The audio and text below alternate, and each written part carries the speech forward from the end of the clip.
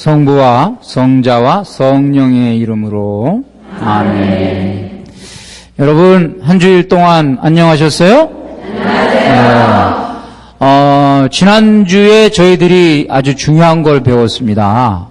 우리가 참 어떻게 살 것인가. 유다인들은 도대체 어떻게 해서 그렇게 세계에서 훌륭한 지도자가 많이 배출됐는가. 그리고 무엇이 궁극적으로 행복한 인생이라고 할 수가 있는가. 그래서 마지막으로 그 비결을 저희들이 신명기 6장 5절에서 찾아봤습니다. 그래서 여러분들 기억하실 거예요. 마음을 다해라. 그리고 목숨을 다해라. 또는 영혼을 다해라. 목숨, 영혼 같은 거예요. 목숨을 다해라, 영혼을 다해라. 그리고 힘을 다해라. 능력을 다해라. 이게 결국 우리 능력 중에서 최고의 능력이 뭐예요? 우리 지성이다. 그래서 이제 지, 정, 의 이 세 가지를 다해서 하느님을 사랑할 때 우리에게 좋은 일이 생긴다. 항상 하는 일마다 어떻게 된다? 잘 되리라. 이게 유행어가 되겠어요. 이제 하는 일마다 잘 되리라. 자, 오늘은 이제 두 번째 강의입니다. 팔자는 없다. 이 두 번째 강의인데, 여러분들 이 책 지금 이렇게 좀, 가져오셨습니까? 네. 책 이렇게 보시면은, 여기에 지금 여러분들이 읽으셨는지 모르지만, 저 뒤에, 맨 뒤에 제가 써놓은 글자가 있어요. 뭐라고 썼냐 하면은, 팔자가 바뀌지 않으면 반환 가능함. 이렇게 썼어요. 그러니까, 이거 다 읽고 나서 팔자가 안 바뀌었다. 그러면 어떻게 해요? 반환해도 돼. 무슨 얘기요? 반환해라는 얘기요? 팔자를 바꾸라는 얘기요? 팔자를 바꾸라. 팔자가 바뀌게 돼 있다. 이 얘기입니다. 오늘 다시 한번 저희들이 우리 신념을 가지는 의미에서 또 한번 우리들의 말씀을 좀 읽어보겠습니다. 팔자를 고치는 뭐예요? 신앙. 하는 일마다 잘 되리라. 하는 일마다 잘 됩니다. 자, 그러면 오늘 먼저 이제 팔자 이야기부터 풀어서 갑니다. 제가 어느 본당에 저기 수원교구의 반월 본당이라는 데를 갔는데 쉬는 시간에 그 자매님이 이렇게 좀 나오시더니 신부님 제 얘기를 조금 들어보세요. 저는요 원래 불교 신자였어요. 그런데 저는 사주도 풀어줄 줄 알고 관상도 이렇게 볼 줄 알아요. 그래서 사람들 사주 풀어주고 관상을 보다가 제가 성당으로 오게 된 거예요. 아니 그래요. 달래 온 것이 아니고 제가 사주팔자를 풀어보니까 대부분 맞더라 이거예요. 맞는데 안 맞는 사람들이 있더라 이거예요. 안 맞는 사람들이 누구냐 그랬더니 성당 나오는 사람들은 하는 것마다 틀려. 이게 사주팔자하고 그 사람 운명하고 달라. 그래서 세상에 사주가 안 통하는 사람이 있구나. 그래서 예수님을 믿으면 사주도 물러가는구나. 팔자도 바뀌는구나. 이것을 알고 성당으로 왔다. 아주 너무너무 기분 좋은 얘기를 하신 거예요. 여러분 이 말이 맞을까요? 틀릴까요? 맞는 거예요. 우리 여러분 예수님 믿으신 이후에 여러분의 인생이 바뀌었어요? 안 바뀌었어요? 바뀌었어요. 원래 가야 되는 길이 있는데 바뀌어가지고 은총의 길에 들어섰죠? 그래서 우리 인생이 그런 겁니다.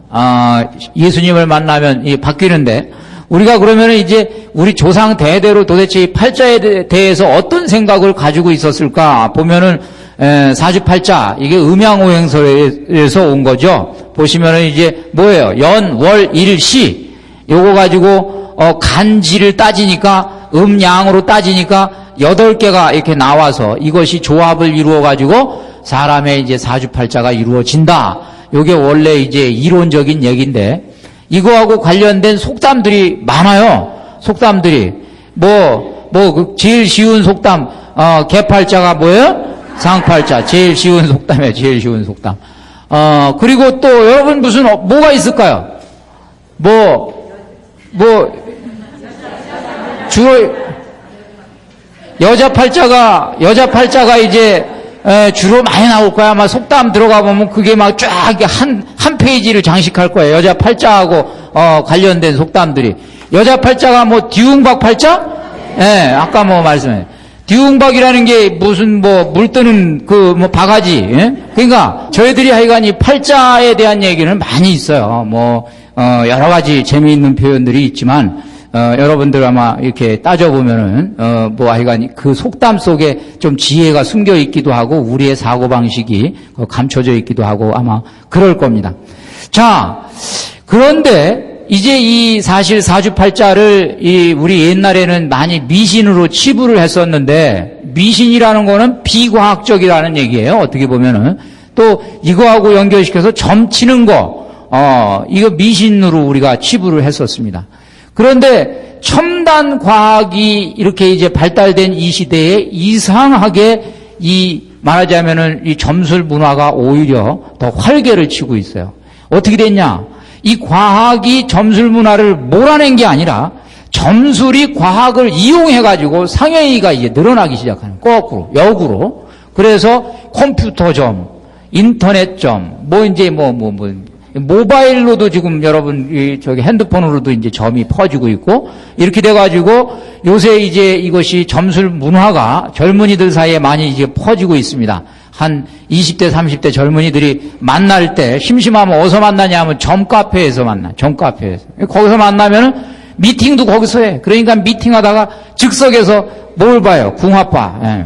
그러니까 옛날 우리하고는 얘기가 다른 거예요. 바로 장난 삼아서 궁합을 보는데 이 장난이 아니야. 사실 안 맞으면 오늘 헤어지자. 그러고 헤어져버리는 거고 하여간 여러 가지 지금 현상들이 우리에게 지금 있습니다. 대학 입시 때만 되면은 부적이 200만 원, 300만 원짜리 부적이 지금 있어요. 여러분들 얼마 전에 TV에서 제가 보니까 거기서도 심각하더라고요. 얼굴 새빨갛게 루즈 칠한 어떤 그 아주머니가 딱 그 뒤에서 버티고 있는데 들어가서 절하고 말이죠. 값이 얼마예요? 300만 원이요. 부적 하나가. 근데 그거 가지고 다니면은 대학교 들어가요? 안 들어가요? 그거 가지고 다닌다고 들어가나요? 안 들어갑니다. 그거 어림없는 얘기입니다, 그거.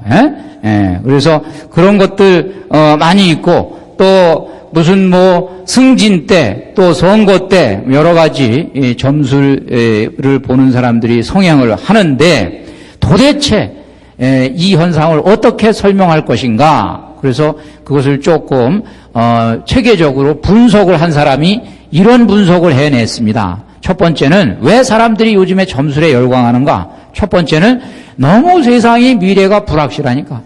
옛날에는 미래가 불확실하다고 해도 그래도 변화무쌍하지는 않았기 때문에 그래도 오히려 다 돌고 도는 게 인생이다 그랬는데 여기 요즘에 보면은 오늘 다르고 내일 다르고 모레 다르니까 여기 적응하는 것이 사람들이 불안하니까 불확실한 미래 때문에 어디 가서 자꾸 물어보고 싶은 거예요. 그 다음에 두 번째는 요즘에 다원주의 문화가 들어오니까 다원주의 문화는 선택의 가능성이 많다라는 것도 의미하지만 한편으로는 우리를 불안하게 합니다. 왜 그러냐 하면 절대 권위를 가진 어떤 가치관도 없는 거예요. 그러니까 다원주의가 아닐 때는 그냥 그거 하나 딱 붙들고 살면 돼. 그러니까 옛날에 우리가 다원주의가 아닐 때는 한국 사람들은 뭐 붙들고 살았냐? 삼강오륜 딱 붙들고 살았어요. 그 다음에 서양 사람들은 뭐 붙들고 살았냐? 성경 딱 붙들고 살았어요. 근데 다원주의가 아니고 이제 요즘에 다원주의가 들어오니까 어떤 일이 생기냐면 상대화가 되는 거예요. 그러니까 절대적인 것이 권위를 상실하니까 이건가? 저건가? 저거 같기도 하고 이거 같기도 하고 막 이러니까 사람들이 점점점 이제 어디 가서 확실한 걸 못 잡으니까 또 그것을 물어보러 가는 데로 가서 물어본다 이거예요. 그 다음에 세 번째 속전속결주의. 요즘 사람들이 급해요. 뭘 빨리 원해요. 그래서 그전 같으면은 그래도 사람들이 어떤 문제가 생기고 답답한 일이 생기면 그래도 100일 기도도 할 줄 알고 치성도 드릴 줄 알고 우리도 보면은 말이죠. 그래도 1년 2년은 끄떡없이 기도할 줄 알고 묵주기도 54일 기도 계속 이어서 할 줄 알고 했는데 이것도 답답한 거예요. 이것도 답답한 거예요. 빨리 알고 싶은 거예요. 빨리. 오늘 가서 오늘 당장 해법을 알고 싶은 거예요. 그러니까 어디로 가? 빨리 가서 돈 주면 돈 주면 튀어나오는데 점괘가 나오는 데를 가서 그걸 하고 싶은 거야. 그래서 그런 식으로 사람들이 지금 이제 변해가고 있다. 또 하나는 이제 당연히 사람들이 운명론을 이제 믿으니까 이것도 우리 안에 조금 어느 정도 내재되어 있고 전통적으로 대물림이 돼가지고 팔자라는 걸 그래도 있다고 믿으니까 이런 것들을 믿는 겁니다. 그리고 이제 또 하나 이 시대 이 사회의 한 단면인데 사람들이 대화가 단절이 되니까 답답한 거야. 누구하고 대화를 나누고 싶은데 나의 문제를 털어놓을 데가 없는 거야. 친구한테 털어놓을 수도 없고 여러 가지 지금 대화의 단절 가족한테 털어놓지도 못하고 그러니까 어디 가서 털어놔. 점치는 사람들한테 가서 털어놓고 자기 인생을 상담하는 거예요. 그래서 이런 부분들이 있는데 물론 우리 이 교회는 우리 성직자인 저는 바로 이런 것들을 뭐 윤리적으로 옳다 그러다 평가하기보다는 이런 현상을 읽고 그 아픔을 헤아리고 이 아픔에 답을 하려고 하는 도와주려고 하는 자세가 우리에게 필요하죠. 상담으로. 그래서 어떻게 보면 오늘 이 강의도 거기에 대한 집단적인 응답이다 이렇게 보시면 됩니다. 지금부터 말씀드리는 거는 이제 여러분에게 도움을 드리는 거예요. 여러분 가슴이 답답할 때 어떻게 해야 되냐? 도대체 가슴 답답할 때 어떻게 해야 되냐? 이거를 여러분에게 이제 제가 오늘 말씀을 드리고자 합니다. 그럼 우선 그거 넘어가기 전에 팔자가 그럼 있냐? 팔자가 맞냐? 점괘가 맞을까? 뭐 어떤 때는 맞을 수도 있죠. 근데 이제 제가 조금 여러분들 너무 진지하게 이렇게 넘어갈 건 없으니까 우리가 이 팔자에 얽힌 이야기 하나를 여러분에게 이제 드립니다. 이게 우리 책에 리이위라는 사람이 썼어요. 이 중국 책인데 세치혀가 100만 군사보다 강하다라는 그 책에 이런 일화가 들어가 있습니다. 옛날에 아주 영험하게 점을 치는 도사가 있었는데 과거를 보러 가던 사람이 3명의 수재가 마음이 좀 안정이 안 되니까 누가 이제 그 과거에 합격할지가 궁금하니까 그 사람한테 가서 이제 점을 치러 갔어요. 가서 이제 가르쳐 주십시오. 그랬더니 이분이 도사가 딱 손가락을 하나를 탁 이랬어요. 손가락을 하나를 탁 이랬어요. 그래서 이게 무슨 뜻입니까? 그랬더니 그냥 가보면 안다. 그래서 이거는 천기라서 누설할 수가 없다. 갔어요. 그 사람의 시종이 가고 나서 이게 무슨 뜻이었어요? 그랬어요. 한 명이 붙는다는 얘기입니까? 그러니라. 그러면은 만약 둘이 합격되면은 어떻게 됩니까? 그랬더니 그러면은 하나가 떨어진다는 뜻이니라. 만약 3명이 다 합격하면 어떻게 되겠습니까? 그랬더니 하나도 떨어지지 않는다는 말이니라. 하나도 떨어지지 않고 다 붙는다는 말이니라.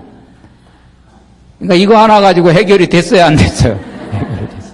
어떤 경우에도 해당이 되죠. 점이라는 게 그런 거예요. 이리 붙이면 이렇게 해당되고 저리 붙이면 저리 해당되는 거예요. 이게 점이에요.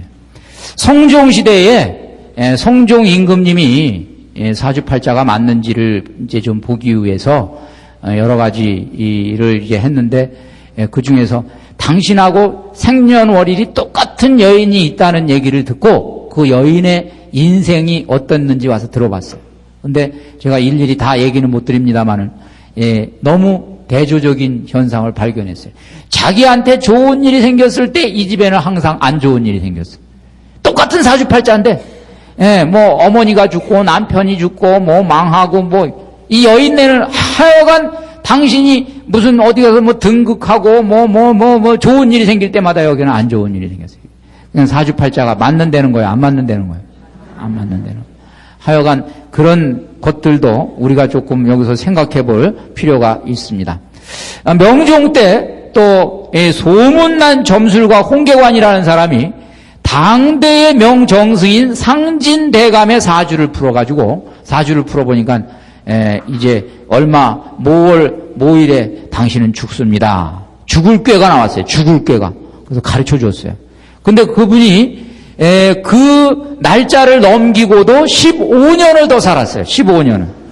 그래가지고 나중에 가서 이게 어떻게 된 거냐 도대체. 그랬더니 그때 한 얘기가 아마도 당신도 모르는 사이에 음덕을 베푸는 덕인 모양입니다. 할 말은 언제나 있어요. 할 말은 안 맞아도 있고 맞아도 있고 할 말은 언제나 있어요. 이 점치는 거는 이 문제입니다. 제가 청주에 강의를 갔더니 거기서 어떤 자매님이 저한테 상담을 합니다. 자기 아들이 하도 하는 일이 안 돼가지고 하는 일마다 회사 취직하면 뭐 쫓겨나고 뭐 하여간 계속 하는 일마다 안 돼서 하도 답답해서 한번 사주팔자 보러 갔답니다.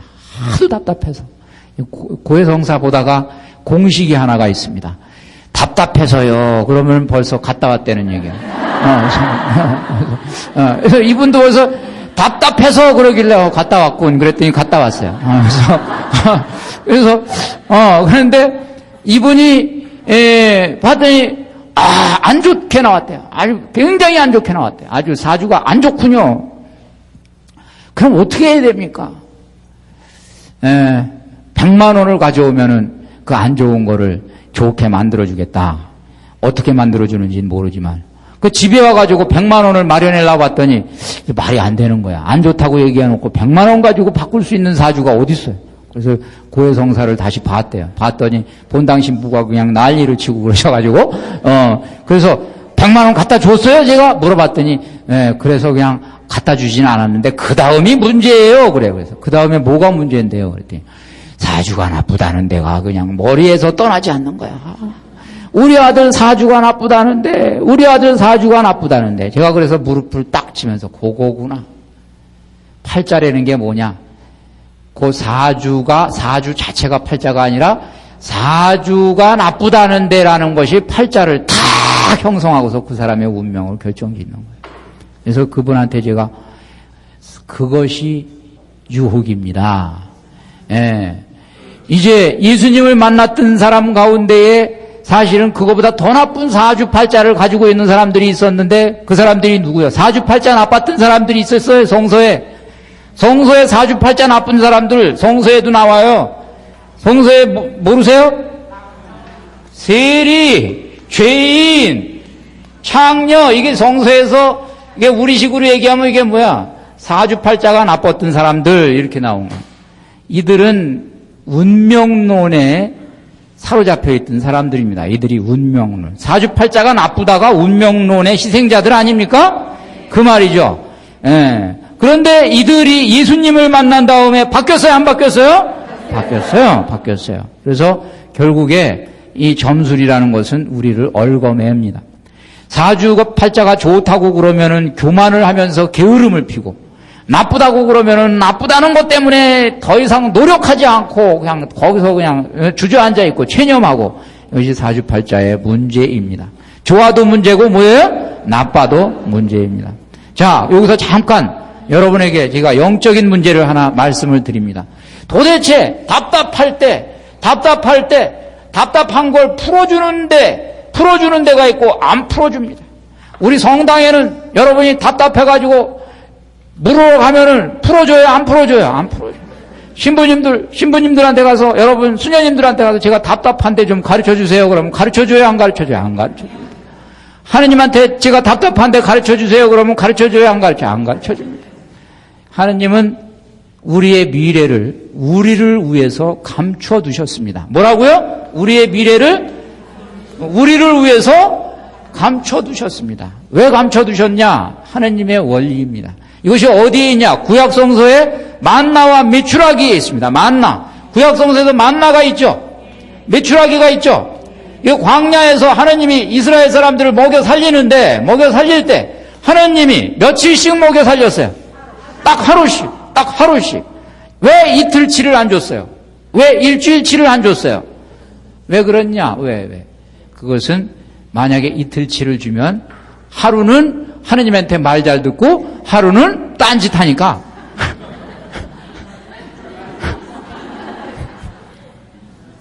그렇죠? 네. 딴짓하니까 하느님은 우리 인간을 잘 알아요. 우리에게 미래를 확실하게 보장해주면 미래가 보장된 사람은 기도 안 해요. 기도해요? 안 해요? 여러분 미래가 확실하게 그냥 뭐 이렇게 해서 이게 전체가 보장이 되면 기도해요? 안 해요? 예수님도 이걸 잘 아셨기 때문에 오늘 걱정은 오늘로 족하다. 내일 걱정은 내일 해라. 내일 거 자꾸 나한테 물어보지 마라. 오늘 거만 물어봐, 오늘 거. 내일 오면은 또 내일 물어보면 돼. 그런데 하느님은 신실하신 분이기 때문에 변덕을 가지신 분이 아니기 때문에 하루만 보장받아도 일생을 보장받는 분이에요. 무슨 말인지 아시겠어요? 우리 무당들이 믿는 선신과 악신은 변덕이 있기 때문에 하루 보장받는 거 가지고는 불안해. 내일 어떻게 변심할지 몰라. 그러니까 그래서 자꾸 저런 미래를 지금 캐는 거예요. 자, 그러니까 하느님은 우리에게 바로 미래를 감춰놓아요. 그래야지 우리가 노력하고 분투 노력을 하고 그래야지 우리가 땀 흘리고 성장하고 발전하고 이렇게 되는 거예요.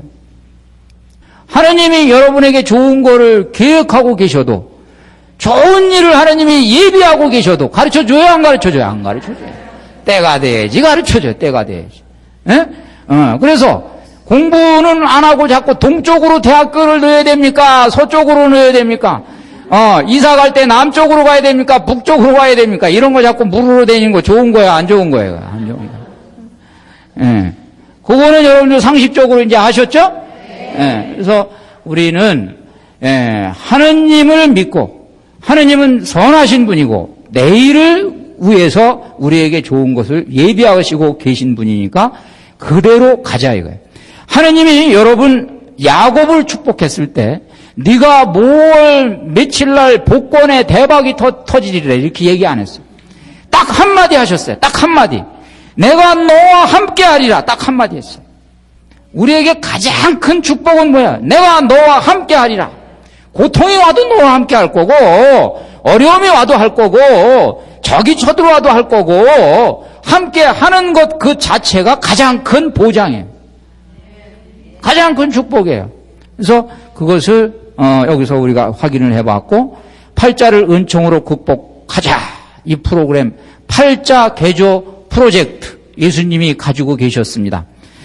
우리 예수님이 회당에서 첫 번째로 연설을 이제 하셨는데 강론을 하셨는데 그때 우리 많이 아시는 이사야서 61장 1절에서 2절을 예수님이 읽으시고 이 말씀이 오늘 이 자리에서 이루어졌다 이렇게 말씀하셨는데 그 말씀의 핵심 내용은 뭐냐 하면 제가 읽어드리면 주님께서 나에게 기름을 부어주시니 주님의 영이 내 위에 내리셨다. 주님께서 나를 보내시어 가난한 이들에게 기쁜 소식을 전하고 잡혀간 이들에게 해방을 선포하며 눈먼 이들을 다시 보게 하고 억압받은 이들을 해방시켜 내보내주며 주님의 은혜로운 해를 선포하게 하셨다.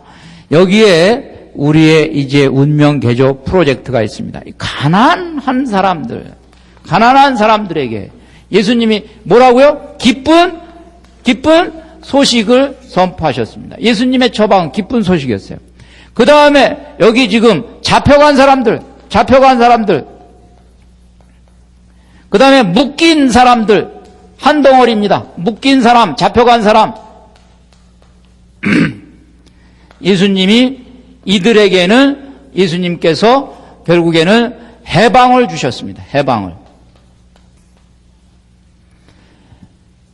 또 하나, 마지막으로 이제 거기에 눈먼 사람들에게 예수님께서는 뭘 했냐? 보게 해주셨습니다. 보게.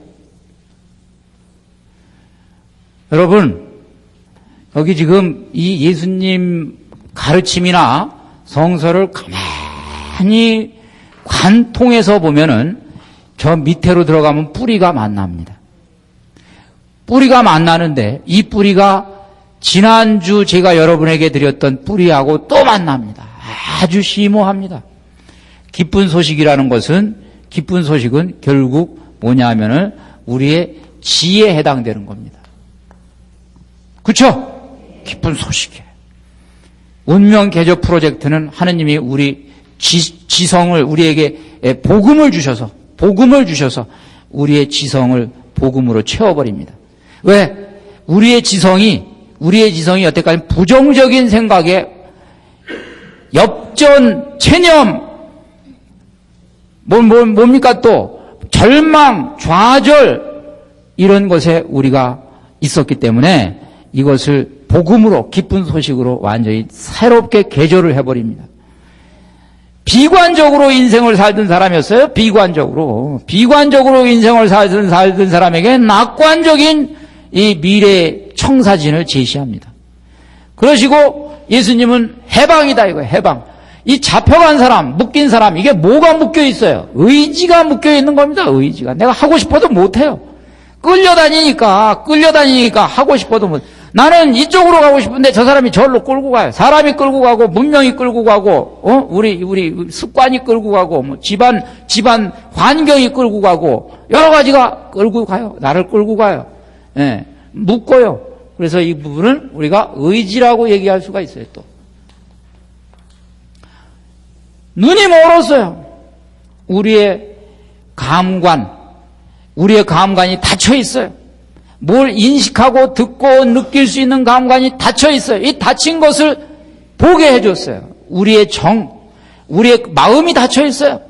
우리의 마음이 닫혀 있고, 우리의 모든 능력이 닫혀 있어요. 그것을 이 예수님께서는 어떻게 했어요? 어떻게 하셨어요? 풀어주셨다, 이거예요. 예. 예수님 하신 것이 이게 그냥 지나가는 것 같지만 다 통합이 돼요. 뿌리로 가면 만나요. 뿌리로 가면. 이게 운명 개조 프로젝트예요. 예수님은 우리의 정의가 팔자라는 데 딱 묶여 있는 거를 예수님께서는 각각 영역에 해당되는 처방을 갖다 딱 주신 거예요. 그러니까 예수님을 만난 사람은 지정의의 모든 잘못된 것이 해방이 되는 거예요. 네. 그러면 영성적으로 한번 봐요. 우리가 여기 잡혀가고 끌려다니고 묶인 게 얼마나 많아요? 많아요, 죽어요? 여러분들 묶고 있는 한계들이 얼마나 여러분 삶 속에서 찾아보면은, 내가 지금 내 의지대로 살아요? 아니야. 어떤 때는 상황이 날 끌고 가고, 어떤 때는 의무가 날 끌고 가고, 내 뜻대로 되는 게 그렇게 많지 않았을 거예요. 또 나 자신이 또 나를 또 힘들게 하고, 내 안에 있는 거짓 나가 나를 힘들게 하고, 어떤 때는 영적으로 얘기하면은 우리가 성령의 이끌림의 인도를 받는 것이 아니라 악령이 나를 이끌고 다니는 경우도 있어요. 어떤 때는. 우리가 이 영을 내준 사람들은 악령이 끌고 다녀요, 악령이. 그런 일 있어요, 없어요? 있단 말이에요. 끌고 다녀요. 악령이 우리를 묶어요. 그래서 우리 의지가 하고 싶은 대로 안 돼요. 사랑하고 싶은데 자꾸 미움밖에 안 나오고 말이죠. 그래서 이것이 예수님을 만나서 어떻게 돼요? 해방된다. 우리가 닫혀있던 것이 예수님을 만나서 보게 되고, 우리의 가슴이 열리고, 마음이 열리고, 그동안 느끼지 못하던 걸 느끼고, 그동안 듣지 못하던 걸 듣고, 보지 못하던 걸 보고, 달라지죠? 네. 여러분들, 우리 신앙 안에서 얼마나 많이 여러분들은 새로운 것을 보셨어요. 또 새로운 걸 들으셨어요. 새로운 걸 느끼셨어요. 하나님이 얼마나 좋은지 느끼셨어요? 안 느끼셨어요? 느끼셨어요. 예수님이 주신 이 기쁜 소식이 우리를 얼마나 해방시켜줬습니까? 우리를 선입견에서, 편견에서, 왜곡된 정보에서 예수님이 우리를 제대로 구제해 주셨습니까? 그렇죠? 복음, 기쁜 소식. 예. 그래서 우리 죄의식에서 나는 죄인이다, 나는 엽전이다, 나는 실패자다. 여기에 예수님은 복음을 주셔가지고, 아니야, 너도 회개하면 의인이 될 수가 있다.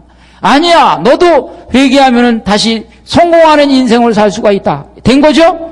예수님이 바로 이런 부분들을 우리에게 가르쳐 주신 겁니다. 그래서 이것이 예수님의 뭐라고요? 운명 개조 프로젝트가 돼가지고, 우리 삶 가운데 이제 우리가 2000년 교회사를 통해서 바로 이 수많은 사람들이 팔자에서 풀려난 거예요. 운명론에서 풀려난 거예요. 또 하나 큰 그림을 그려보면은, 여러분, 예수님이 왜 바리사이하고 율법학자하고 예수님이 충돌을 하셨는지 우리는 그 이유를 알아야 됩니다. 그 충돌한 게요, 여러 가지 이유가 있지만 바로 오늘 여기서도 이 대목에서도 충돌을 하는 겁니다. 여기 예수님의 프로젝트가 있고, 예수님 프로젝트가 있는데, 예수님 계획이 있는데, 여기는 이제 바리사이가 있습니다. 여기 율법학자들이 있습니다. 이들은 어떤 것을 철석같이 붙들고 살았느냐 하면은 운명론을 붙들고 살았는데, 운명론의 결정적인 기준이 되는 게 상선 뭐라고요? 벌악이었습니다. 근데 이 운명론이 상선 벌악과 어떻게 관계가 돼 있느냐? 그게 운명론입니다. 어떤 사람이 장님으로 태어났다. 그러면 운명론으로 벌써 봤어요. 그거는 그 사람 팔자다. 왜 팔자냐? 조상이 상선벌악에 의해서 조상이 잘못 죄를 졌기 때문에 후손이 이렇게 됐다. 운명론 팔자론 맞아요? 틀려요? 맞죠. 운명론이요. 조상 탓이다. 그래서 바로 이 예수님과 지금 얘기한 요 중간에 있는 사람들 사이에 누가 낑겨져 있었냐 하면은 소위 말하는 여기 저 문둥 나환자죠. 나환자. 우리 나환자라고도 얘기하고 한센병 환자라고 그러죠? 나환우 또는 한센. 그리고 또 뭐 여기 이제 눈먼 분, 눈이 멋진 분들, 눈먼 분들. 뭐 쭉 여러 가지 있는데 뭐 쭉쭉쭉쭉 이분들에 대해서 이들이 보는 시각은 뭐냐면 그것은 벌 받은 것이다. 그래서 이들에게 비극은 뭐냐면 이들은 공동체에 들어올 수가 없었어요.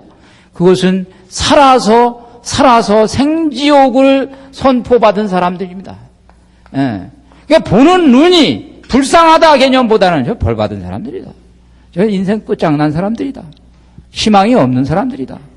이들의 같이 끼어있던 사람들이 아까 세리, 죄인, 창녀. 예수님과 이들 사이에 왜 문제가 충돌이 생겼냐? 예수님은 바로 지금 얘기하는 이 운명론을 예수님은 뒤집으신 분입니다. 그래서 아니다. 이거는 이들의 결정된 팔자가 아니고 이들에게는 새로운 삶의 기회가 주어질 수가 있다. 새 삶이 가능하다. 누구든지 회개하고 하느님 나라를 받아들이면 가능해진다. 예수님은 이것을 입증하시기 위해서 치료해 주셨어요? 안 해주셨어요? 치료해 주셨어요. 눈 뜨게 해주셨어요. 전부 다 나았어요. 그리고 이거를 예수님은 입증하기 위해서 세리, 죄인, 창녀하고 원래 밥을 같이 먹고 술을 같이 먹는다라는 것은 그것은 그냥 오늘 이 시대에 그냥 어울렸다 이 정도가 아니요. 이들을 인정했다는 얘기요. 이들을 인정했다. 이들을 의인으로 인정을 했다는 얘기요. 그래서 이것이 예수님의 팔자개조 프로젝트예요. 그리고 예수님은 이들이 이거를 반대한 거예요. 이들은 이걸 반대하고 예수님이 이것을 추진하시다가 충돌을 한 거예요. 궁극적으로. 그렇죠? 그래서 우리가 예수님을 만난 사람들은 팔자가 없어요. 이게 바뀌어요. 팔자가 고쳐져요. 그래서 실제 그때 당시에도 이제 대부분 팔자가 고쳐졌고 그 이후에 우리가 예수님을 만난 사람들의 이야기를 이제 오늘 이 시대에도 이 신앙이 사람을 어떻게 바뀌는지 한번 보시겠습니다. 우리 저 월간 참 소중한 당신에 그 읽으신 분들은 이시아라는 우리 피아니스트 기억하실 겁니다. 우리나라 저 방송에서도 많이 나왔어요. 천주교 신자입니다. 엄마가 천주교 신자예요. 엄마는 7살 때 이 손이 4개죠? 그러니까 이쪽에 2개, 이쪽에 2개. 그러니까 이 손 가지고 연필을 쓸 수가 없잖아요. 엄마는 목적이 피아니스트를 만드는 게 목적이 아니라 요 손을 가지고 연필이라도 잡아서 학교 좀 학습을 할 수 있도록 도와주려고 이제 이거를 처음에 하여간 이 손을 쓰게 하기 위해서 피아노 건반을 이렇게 치게 만드는 거지. 피아노 건반을 치게 만들었는데 우리는 지금 이희야라는 이 소녀가 지금 소녀도 아니에요. 이제 나이도 꽤 많이 이제 먹었어요. 이제 그런데 그냥 피아노 잘 치는 것만 보지만 피아노 잘 치게 되는 과정을 우리가 보면은 피눈물이 나는 거예요. 그 뒤에 어머니의 믿음이 있었어요. 이 아이를 하나님이 함께 하시면 이 아이에게 못할 것이 없다. 이 신념을 주기 위해서 엄마는 비디오 를 갖다가 성경 비디오를 갖다가 이 성경 비디오를 아이하고 계속 들으면서 복음 묵상을 해요. 복음 묵상. 일러주는 거예요. 넌 할 수 있다. 예수님이 너 사랑하신다. 누구든지 십자가를 지고 가는 것이다. 그리고 지고 가다 보면 부활을 만날 것이다. 그러니까 힘내라. 힘내라. 힘내라. 그러니까 이게 자꾸 예수님이 주시는 어떤 축복과 은총에 대한 확신이 생기니까 나중엔 이 일이 가능했던 거예요. 그래서 많은 사람들이 지금 이 피아노 치는 것을 들었습니다마는 피아노 치는 거는 단지 피아노를 치는 게 아니라 믿음의 간증입니다. 그렇죠? 믿음의 간증이에요. 그래서 그런 것들 우리가 보게 되고, 여러분들 또 한 분이 있어요.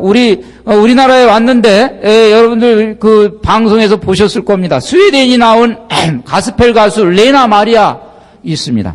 그 발로 쓴 내 인생의 악보라는 하고 그 곡하고 해피데이지라는 것이 아주 유명한 곡이에요. 사람들이 많이 아주 목소리가 감미롭고 그러신 분인데, 이분 여러분 신체를 보셨는지 모르지만 두 팔이 없습니다. 태어날 때부터 이 팔이 없어요. 발도 한쪽 발 짧고 한쪽 발이 있는데 한쪽 발만 딱 있어요. 발도. 그런 몸으로 태어났을 때 딱 태어나자마자 병원에서는 부모에게 이 아이는 한 일반 가정에서는 키울 수가 없습니다. 이게 특수한 시설을 갖춘 장애야 보호소 같은 데에다가 맡겨서 키워야 됩니다. 일반 집에서는 키울 수가 없습니다. 부모에게 권유했습니다. 못 키웁니다. 불가능합니다. 근데 부모가 고집을 부렸습니다. 아니다. 우리 집에 가서 키우겠다. 아버지가 고집을 했어요. 아주 독실한 신자였어요. 그리스도교 신자인데. 그래서 이 아이를 강하게 예수님을 알면서 키웠어요. 결국 키워서 어떻게 됐냐. 장애인 수영 선수권 대회에서 4개의 금메달을 땄어요. 손가락이 없는데 어떻게 수영을 했어? 몸으로 수영을 해가지고 금메달을 4개를 따고 불가능한 걸 했죠. 그러고 그 이후에 하나님은 축복을 주셔서 비올라 연주가인 비온 클링벨이라는 청년이 이 말하자면은 레나 마리아를 사랑하게끔 하나님은 또 마음을 움직여 주셔서 결혼을 했어요. 아이를 낳았죠. 이번에 아이하고 같이 왔죠. 그런데 제가 이분 얘기를 그냥 하려고 그러는 게 아니에요. 이분 입에서 나오는 말이 어떤 말이냐 이거예요. 그것이 우리에게 감동을 주는 거예요. 본인이 뭐라 그러냐? 이 모든 것이 하느님 때문에 가능했다. 하느님이 없었으면 나는 버려진 인생이나 마찬가지다. 하느님과의 관계가 제일 중요하다. 거기서 My Life라는 찬양곡이 있어요. 그 찬양곡의 가사가 이런 가사가 있습니다. 예수님, 당신께 제 마음과 영혼을 드리겠습니다. 나를 당신께 드리고 당신 손 위에 내 인생을 올려놓겠습니다. 예수님 손 위에 이 레나 마리아는 인생을 올려놨어요. 그러니까 그렇게 아름다운 가스펠송이 이제 마음에서부터 흘러나올 수가 있었던 거예요. 제가 굳이 이렇게 이 두 분을 예로 들은 것은, 우리는 이 두 분을 많은 사람들이 바라볼 때 참으로 동정심으로 바라볼 수 있어요. 그러나 이 두 분은 예수님을 마음속에 품고 있기 때문에 오히려 예수님 없이 사는 우리와 같은 사람들, 그러나 예수님 없이 사는 사람들, 이런 사람들을 말하자면 오히려 동정의 눈으로 쳐다본다. 예수님 없는 인생이 무슨 인생이냐 이거예요. 그래서 이런 것들 우리가 여러분에게 말씀을 드리고, 사도 바오로께서도 우리에게 그런 지혜를 가르쳐 주십니다. 어떤 지혜를 가르쳐 주시는가? 사도 바오로 이런 말씀을 하십니다. 필립비서 4장 12절에 어떤 환경에서도 적응할 줄 아는 지혜를 가르쳐 주십니다. 나는 비천하게 살 줄도 알고 풍족하게 살 줄도 압니다. 이 살 줄도 안다라는 얘기는 무슨 말이냐 하면, 누구는 살 줄 모릅니까? 비천하게 살 줄 알고 풍족하게 살 줄 안다라는 말은 뭐냐 하면, 비천해도 행복할 수 있고 풍족해도 행복할 수 있습니다. 라는 말입니다. 예. 배부르거나 배고프거나 넉넉하거나 모자라거나 그 어떠한 경우에도 잘 지내는 비결을 알고 있습니다. 이게 인생의 노하우요. 그렇죠? 예, 팔자를 이기는 비밀이 여기에 있는 거요. 예? 예. 그러니까 나중에 무슨 얘기를 하냐? 나에게 힘을 주시는 분 안에서 나는 모든 것을 할 수 있습니다. 필립비서 4장 13절 말씀이에요. 우리가 인생을 어떻게 살 것이냐. 환경을 극복할 수도 있어요. 탓하지, 불평불만을 하지 않고 우리에게 주어진 인생을 즐길 줄도 알아야 돼요. 어떤 때는. 여러분들 우리 인생을 정말 어떤 어려움이 있어도 우리가 그것을 극복하는 마음가짐이 필요합니다. 자, 여러분, 제가 저기 어디를 갔냐? 저기 광주를 갔습니다. 광주를 가서 강의를 하는데 어떤 자매님이 A4 용지에다가 빼곡하게 원고 뭉치를 저한테 주었어요. 제가 KTX 열차에서 올라오면서 이렇게 읽어보니까 이분이 이제 유방암에 걸린 분이에요. 유방암에 걸린 분인데 절제 수술을 받고 나서 이게 아무래도 이 상실감이 있죠. 아무래도 이게 항암 치료도 항암 치료지만 암 환자들, 유방암 환자들 특히 이거는 살점이 떨어져 나간 게 아니라 한 여성의 거의 여성성이 떨어져 나간 거란 말이죠. 제가 이해를 해보면 충분히 이게 어느 정도 그 본인에게 이 충격적인 일인가 충분히 이해가 가요. 근데 이제 그분이 그때 이런 심경을 예수님 안에서 소화시키는 과정을 써놓은 겁니다.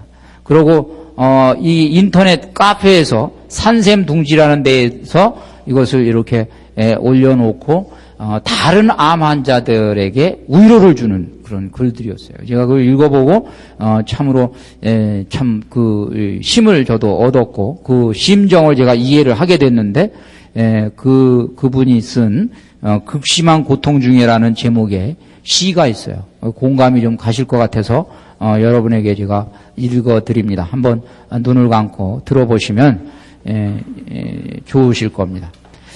우리는 극심한 고통 중에 있을 때 주께서 나를 버리셨다.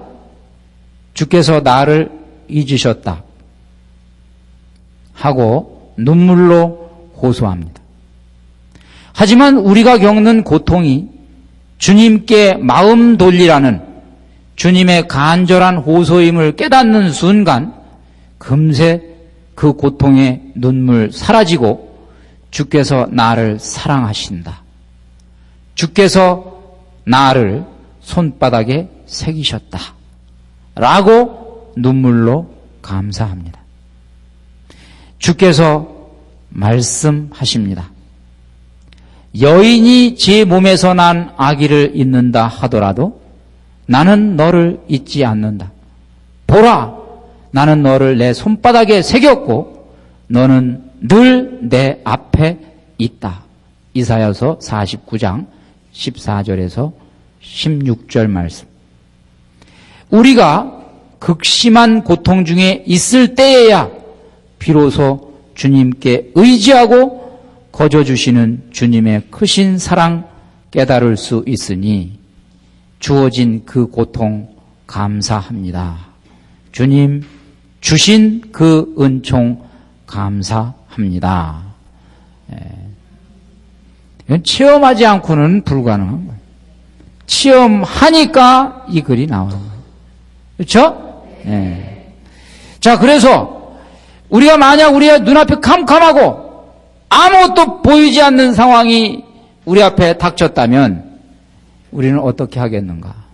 평소에는 믿음이 강한 사람도 이런 상황이 딱 닥치면 당황합니다. 당황해. 공포에 짓눌려.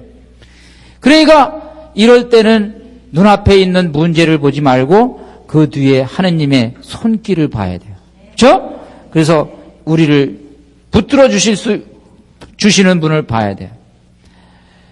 그래서 히브리서 11장 1절에 나온 말씀, 믿음은 우리가 바라는 것들의 보증이며 보이지 않는 실체들의 확증입니다. 무슨 말이냐? 믿음을 가진 사람은 보이지 않는 것에 대해서 안 보인다고 의심하는 것이 아니라 보이지 않는 것에 대해서 보이지 않는 그 무엇이 있다라는 것에 대해서 확증을 하는 겁니다. 여러분 보이지 않는 하나님의 손길을 확신하는 겁니다. 우리 소망이 보이지 않는 데에서 지금 뭔가 지금 싹이 트고 자라나고 열매를 맺고 있다라는 사실을 지금 여러분이 믿는 게 믿음입니다. 자, 그래서 어떤 때는 이게 오래 걸려요. 오래 걸린다고 좌절하지 마시고 절망하지 마시고 인내를 가지고 믿음의 끈을 놓지 않으면 언젠가는 그것이 우리 안에서 반드시 현실로 다가옵니다. 그것이 무엇이냐? 지금 얘기한 그것이 무엇이냐?